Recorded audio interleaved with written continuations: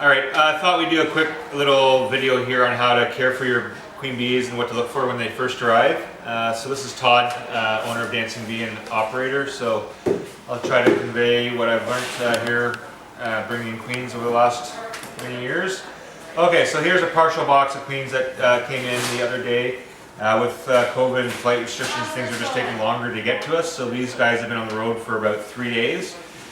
So the first thing I do is how vigorous they are actually really does matter somewhat.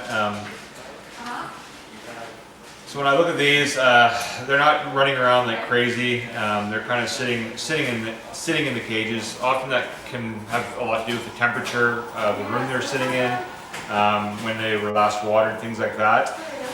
These are looking just about right. So if you look closely at them, I mean, sometimes they're running around. It could be because they got dropped, or the room is much warmer. So usually at around 20 degrees, they'll be running around a bit more than this. It's probably about 15 degrees in here right now. So to check these come in what's called the JZBZ cage. They're a nice cage because they're easy to introduce into the hive. So when we introduce these, we'll just pull them out and point the candy down so they can fall out between the frames like that. And they're narrow profile, so they actually fit between the frames quite nicely, rather than some other cages sometimes spread the frames a bit. So back to how these look. Another thing we do is the smell test. Definitely, if you're used to opening up a hive, you can smell that stressed out kind of smell of bees. We've had loads of queens, and when they've been stressed on a trip, you can actually smell that. I don't know what the proper name for it is, but the stressed out pheromone smell. So to inspect all these, the quick way, I mean, with the JZBZ, they're one of the more difficult cages to inspect quickly. The easy way to do it is you pull a cage out and you hold it up against, up into a light source, and then you can easily see that line of the bees and the coloring difference of the queen, and then it's quite quick. But inspecting them in the bars like this is quite a bit more difficult to get a true idea of what's going on, so it does kind of need an individual inspection of each cage. Whereas the California queen cage like this and some of the other, like the Australian 3-hole cages, it's very easy. You know, they come lined up and you can see right inside quite easily and see what's going on. Candy is another consideration you should always be looking at. It gives you an idea of what's been going on with the bees. So these, you can see it's a full candy plug in there. They haven't touched it much. Depending on how much candy got shoved into, I mean, there's always a bit of variables, but you can tell when the candy, if the say gets down to halfway, you know they've been in there for a while and they're chewing through that candy. And it's not harmful, it just means they've been there a bit longer. One thing you need to watch for is if this candy is chewed down, right down to where there's maybe say only a 1/4 inch of candy left. If you go and install that queen, what's going to happen is the bees from the hive that you're installing will get through that candy much too quickly, and you need to have that, you know, couple-day introduction there. So you need to have enough candy to make sure that when you introduce it, they don't just chew through it instantly and kill the queen. Other candy issues we've had in the past, you can see this candy's nice and soft, so the bees will be able to dig through it. So you should always check your candy. You see how it kind of just soft rubs through my fingers. That's about right. We've had candy before, and sometimes it can change. I mean, if you bank the queens for a while, or for whatever reason, sometimes the candy is hard as a rock. That you have to watch for, because if it's hard as a rock, sometimes the hive you're introducing to can't dig through and open the candy to be able to get access, so you will have to actually help them poke a hole through, or after 4 days, just release the queen.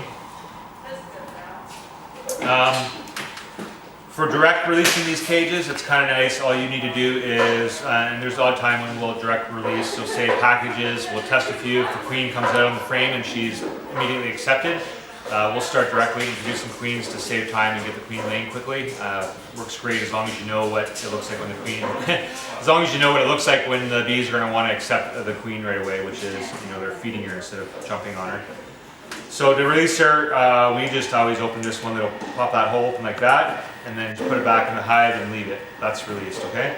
You don't have to do any more than that. If you open it and are trying to get the queen out and watch her, that's kind of fun and fine to do just to get a feel for what it's supposed to look like. But you always run the risk of the queen just taking flight. So you need to keep in mind, the normal queen will not fly. A queen that's been shipping for several days and has been in a cage has been on a diet. And when a queen's been on a diet, she can take flight and is more likely to take flight. So that's why we just open the one hole to, if we're going to do a direct release. So when you first get them for watering, we went through their smell, how vigorous they are, how much candy's left, also sometimes where they are in the cage. If they're all around the cage, that's a good sign. If they're all sticking to one spot, there's something going on, they're cold or something's wrong. They've been in the cages too long if they're all to the bottom completely. That said, with any queen shipment, I mean, if you're getting a full box of queens, full box of chileans, for example, that are 184, I mean, this is livestock, it's farming. I mean, you need to expect variance. So this is it was a great shipment. Out of the 5,000 queens that came on this shipment, there was less than 100 dead. And so I expect everything we ship will probably arrive in the same shape because they were nice and vigorous. So looking across this, there's just 46 out of this box that would have been 184. And looking through here, I mean, there's ones that I can pick out that are, aren't as great looking as the others, just because they might be lower in the cage or not moving around as much as the others. So. Okay, for watering, there's two methods for watering. I highly suggest if you're only watering, say, 10 queens, or even if you're watering just one box of queens, to do it the method just with a jar or glass with some water in it. All the water that you use to water your queens should be lukewarm. So just, it shouldn't be cold water, it shouldn't be hot water, just lukewarm water.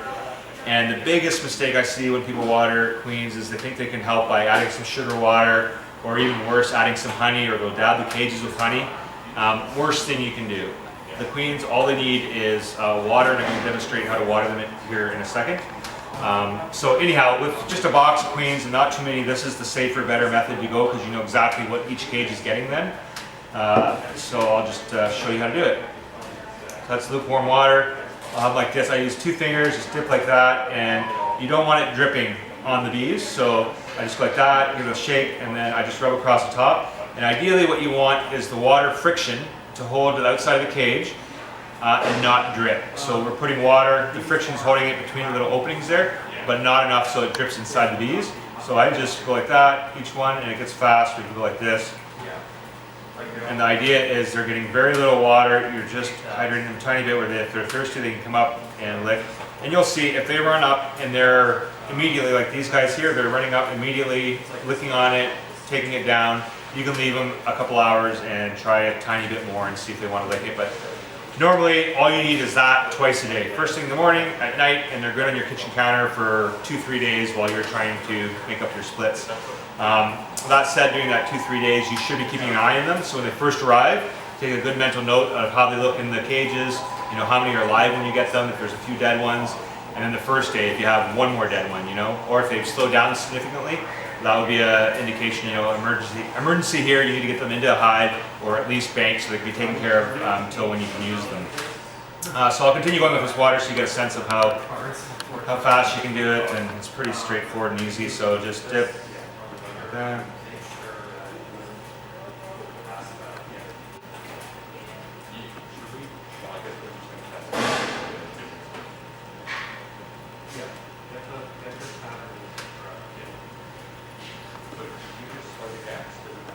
Okay, so that's kind of the idea with that method of watering. I'll show another box here how we would do it with the spray bottle. So spray bottle, it's, it can be done wrong. Both ways can be done wrong. What I've seen an awful lot is when you see queens in a cage and someone's brought them back, they think they've been helping them. If they fed them, tried to put honey on them, what you'll see inside the cage is a bunch of bees that cannot clean themselves, they cannot lick themselves enough, there's not enough bees there to clean up if you put sticky stuff on them. So only water, never honey or sugar syrup or anything like that. So for watering with a spray bottle, same thing, there's lukewarm water in there. I don't know if this matters or not, I'll share it. I'm a little bit paranoid about having the water in plastic, so I always put fresh water in. So these queens is water I just went and got. I wouldn't have this water bottle sitting there for a couple days and absorbing whatever plastic's in there. I also only drink out of glass water bottles, so it might not matter. All right, so get the spray bottle going. What you want to do is make a mist like that. So once it's misting, what I do is start at one end of the bars, and unfortunately I have to do this flat. It needs to be flat. So once one end of the bars, and come across like this. Okay, and that's done. that is done, you have to train yourself. That's all you put on. It's very tempting to think, okay, I missed that guy, spray a little bit more there.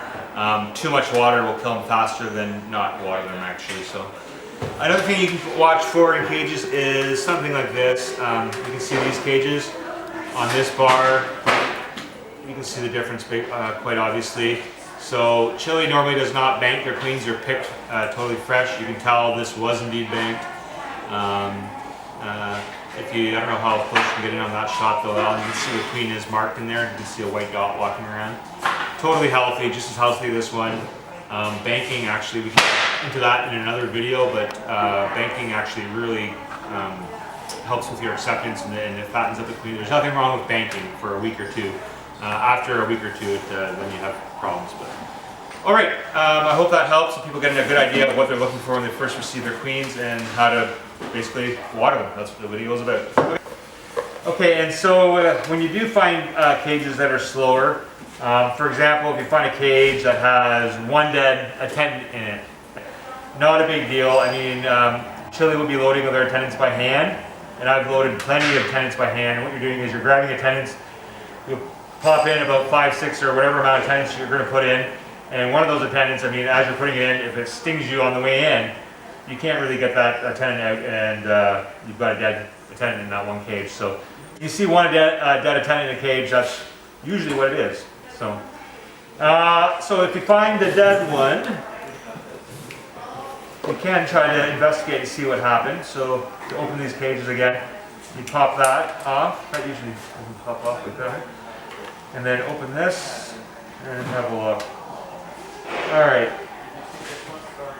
So one thing we can determine right away is we can look at the candy. And so these guys were alive for some time, because some of the candy you can tell was indeed consumed, very little, but you can tell they were at it a tiny bit. So they weren't dead instantly. Okay, you can see if they starved. They don't look like there's a lot of food in there, a little bit of pollen maybe.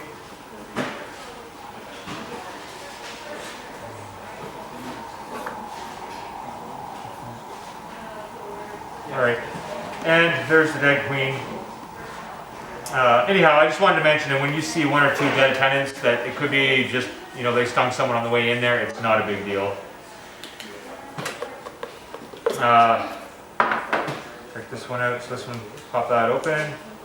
Open the cage. There's still a few live attendants in here anyhow. I'll keep them in there. So if you look here, this one's a bit harder to tell if the candy's been touched. It doesn't look like they're touching much. Let's see if the candy is maybe hard or something. Candy feels okay, consistency there. So they look alright. See where the queen is, and there's the queen. The queen's dead right there. So that's stung right there. Alright, dead queen, and part of it is the reason we're actually documenting everything that comes in so carefully is we're trying to determine why, you know, on some shipments what's going on where we get a more poor shipment and other shipments are absolutely perfect. So, okay, thank you for your time.